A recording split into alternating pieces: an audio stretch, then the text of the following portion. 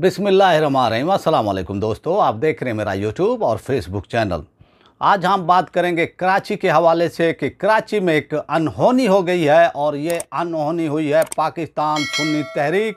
और एमक्यूएम के दरमियान जो है सीट एडजस्टमेंट के हवाले से एक बड़ी बैठक हुई है पाकिस्तान सुन्नी तहरीक और एमक्यूएम के दरमियान कादरी हाउस पर। और इस पर जो है इस हवाले से थोड़ी सी बात करेंगे और फिर बात करेंगे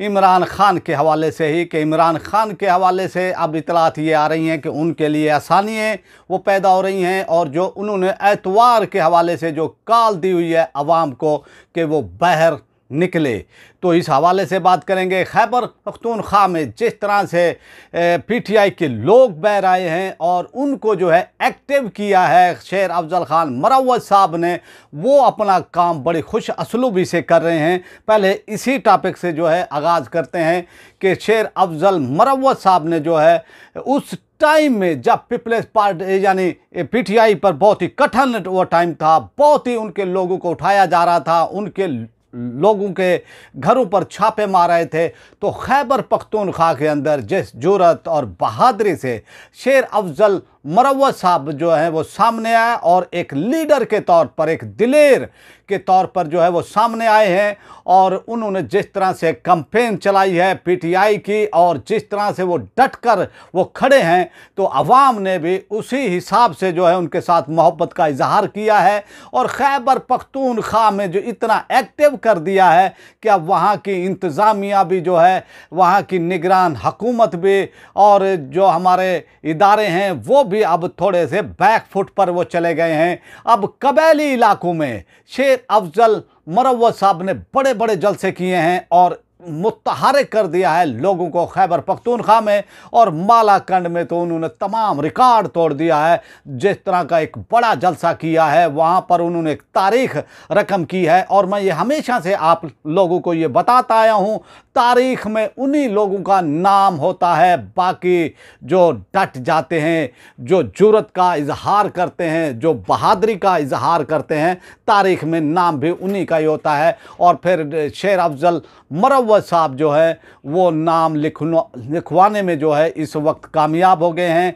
और जिस तरह से पीटीआई पर जुल्म और सितम ढाया गया है, उन पर जो है इंतकामी कार्रवाइयों का निशाना वो बनाया गया, इसका इजहार जस्टिस अतर मिनल्ला साहब ने भी ये कह दिया है कि एक जमात पर जो है, जो सुप्रीम कोर्ट ऑफ पाकिस्तान के जज हैं, उन्होंने ये कह दिया है कि भी उन पर ही जो है ये तमाम इंतकाम का निशाना जो है वो बनाया जा रहा है पीटीआई को। तो इस तरह से जो है अब सूरत हाल पीटीआई के हक में बेहतर हो रही है और आपने देखा कि सुप्रीम कोर्ट ऑफ पाकिस्तान से बड़े फैसले आए हैं। चौधरी परवेज़ इलाही को इलेक्शन के हवाले से उनको अहल वो करार दे दिया है और उनको इलेक्शन में इंतखाबात में हिस्सा लेने की इजाज़त दे दी है। इसी तरह सनम जावेद जो एक आम कारकुन है, एक्टिविस्ट हैं पीटीआई की, उनको भी इजाज़त मिल गई है यानी कौमी असम्बली की सीट पर लाहौर से और उनको एक एमपी की सीट पर। तो इस तरह से जो है अब मरियम नवाज़ के लिए जो है इस वक्त बहुत ही यानी परेशान कुन वो सूरत हाल है और लाहौर का जो वोटर है, लाहौर की जो आवाम है, वो पहली बार नून लीग के ख़िलाफ़ फैसला देने जा रही है और इस वक्त जो मजबूत हल्के वो तस्वर किए जा रहे थे नून लीग के, उनमें भी नून लीग की पोजीशन इस वक्त यानी वो पतली है। और अब एक जो सुप्रीम कोर्ट ऑफ पाकिस्तान का ये फैसला आया है कि चौधरी परवेज़ इलाही को जो है इजाज़त उन्होंने दे दी, वो अहल इलेक्शन के लिए, इंतखाबात के लिए वो इंतखाब में हिस्सा ले सकते हैं। तो वज़ारत आला का पंजाब का भी इस हवाले से फ़ैसला हो गया है क्योंकि इमरान खान ने चौधरी परवेज़ इलाही से वादा किया था कि आप असम्बलियाँ तोड़ें तो आइंदा भी अगर आप हमारे साथ रहेंगे तो वज़ीर आला आप होंगे। तो ये आज का फैसला चौधरी परवेज़ इलाही के हक में और जो सूरत हाल अब बन रही है, क्योंकि इदारों से जो ऐसे फैसले आ रहे थे कि पीटीआई के ख़िलाफ़ ही वो जा रहे थे, लेकिन अब हवाओं का रुख जो है महसूस होता है कि आहिस्ता आहिस्ता चेंज हो रहा है और पीटीआई पर जो जुल्म और सितम ढाया जा रहा था उसमें जो है आगे आगे कुछ कमी आने के इम्कानात हैं। वो इसलिए कि इंटरनेशनल ऑब्जर्वर भी आ रहे हैं जो मॉनिटर करेंगे इंतखाबात को, फिर उनके होते हुए जो है यानी आना वो शुरू हो गए हैं पाकिस्तान में, तो उनके होते हुए इस तरह का जुल्म सितम यानी जो है जो पीटीआई के साथ रवा रखा गया है तो वो अब यानी बहुत ही कम हो जाएगा। तो सूरत हाल इमरान खान के लिए, उनकी पार्टी के लिए, उनके लोगों के लिए जो है थोड़ी सी बेहतर हुई है और इमरान खान अपने मौके पर अभी भी डटे हुए हैं। उन्होंने हथियार नहीं डाले हैं, वो कंप्रोमाइज़ के लिए तैयार नहीं है। वो ये चाहते हैं कि मुल्क के अंदर हकीकी आज़ादी हो और आवाम के नुमाइंदे ही हकीकी तौर पर जो है मुल्क में फ़ैसले कर सकें। तो सूरत हाल बहरहाल ये है कि पीटीआई के हवाले से जो है बहुत ही यानी अब ख़बरें कुछ अच्छी आनी शुरू हो गई हैं। और फिर आप ये देखें सियाल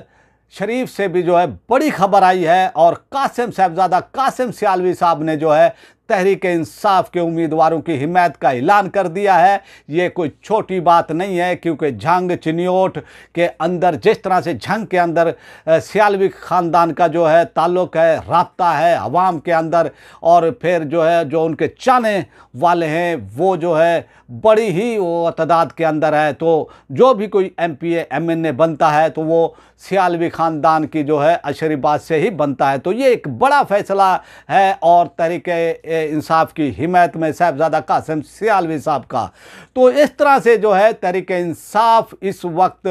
जो मुश्किलात उन्होंने माजी के अंदर यानी वो सही, अब आहिस्ता आहिस्ता जो है यानी उनकी ये मुश्किलात कम हो रही हैं, उनकी वो परेशानियाँ कम हो रही हैं क्योंकि जो जुल्म सितम तहरीक इंसाफ पर वो किया गया है वो तारीख़ का अब एक हिस्सा है। और जिस तरह से तहरीक इंसाफ के हाथ पांव बांध कर उनको इलेक्शन में यानी वो धकेला ये गया है, किसी भी वो तरह से जो है एक जमहूरी मुआशरे में इसकी मिसाल नहीं मिलती है। तो सूरत हाल बहरहाल यानी एक फेवरेबल हो गई है तहरीक इंसाफ के लिए, इमरान खान के लिए। और फिर एतवार वाले दिन जो है अब पता चलेगा कि लोग जब बाहर आएंगे, इसी खौफ के आलम में जो है यानी दफ़ा 144 नाफिज की गई है पंजाब के अंदर, लेकिन खैबर पख्तूनख्वा ने इलेक्शन से पहले ही तहरीक इंसाफ के हक़ में फ़ैसला सुना दिया है।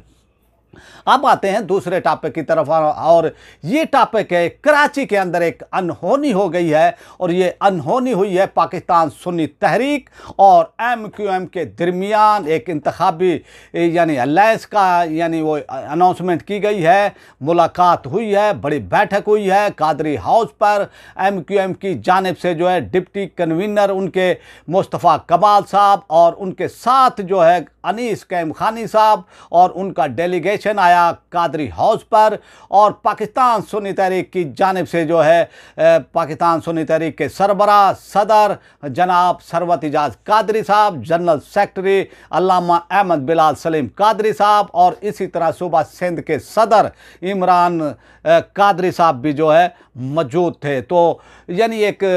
मुश्तरका वो प्रेस कॉन्फ्रेंस की गई है और इस हवाले से ये एक बड़ी अनहोनी है यानी कराची की सियासत के हवाले से, क्योंकि एमक्यूएम और पाकिस्तान सुन्नी तहरीक के दरमियान माजी के अंदर जब एमक्यूएम अल्ताफ़ हुसैन के अंडर में थी, उनके कंट्रोल में थी, तो एक दूसरे के साथ इनका जो है लड़ाई झगड़े जो है बड़ी वो तादाद के अंदर हुए हैं। और दोनों यानी आप ये देखें कि पाकिस्तान सुन्नी तहरीक जो है अताब का शिकार थी उस टाइम के अंदर भी, लेकिन अब माहौल जो है वो तब्दील हुआ है और पाकिस्तान सुन्नी तहरीक एक सियासी तौर पर एक उभरती हुई जो है एक जमात के तौर पर सामने आई है। और एमक्यूएम का जो है डेलीगेशन कादरी हाउस पर पहुंचा है, तो ये पाकिस्तान सुन्नी तहरीक की अहमियत का यानी अलामत है। और उन्होंने जो है बातचीत की है कि कराची के अंदर और इसी तरह अंदरून